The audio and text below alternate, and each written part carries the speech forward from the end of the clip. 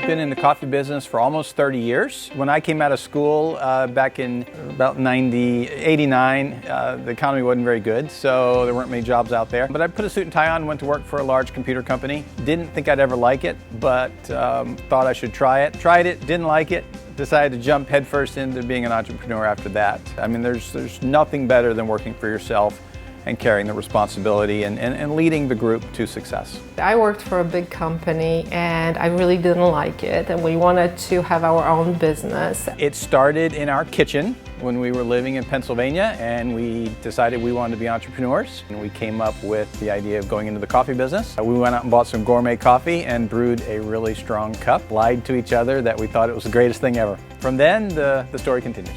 Early on, when Roxanne and I were thinking about Greenberry's and how it would come to be, we needed help. There were not very many coffee shops in the country. Starbucks was unheard of. At that point, my husband's father introduced us to a guy named Jamie, who ran a small coffee shop in Austin, Texas, who was friends with Alfred Peet. I really consider Alfred to be the original specialty coffee guy in America. He really was the impetus for Starbucks, and that came about by 3 of his employees actually wanting to bring Peet's coffee to Seattle, but Alfred wanted to stay in the Bay Area, so his 3 employees left and went on to start Starbucks as a different venture. I feel very privileged that we're able to spend time and learn the craft and learn the trade from Alfred Peet.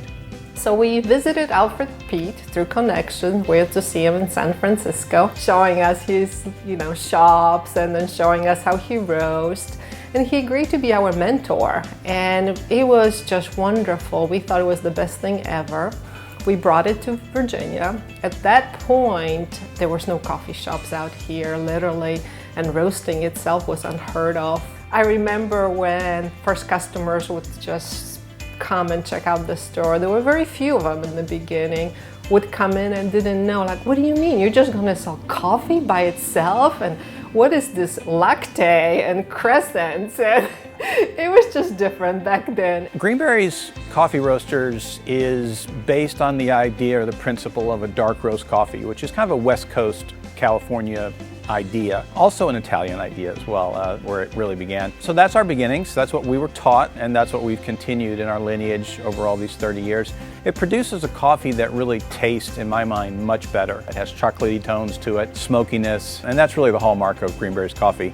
And that's what really comes through in the nitro cold brews that we make as well.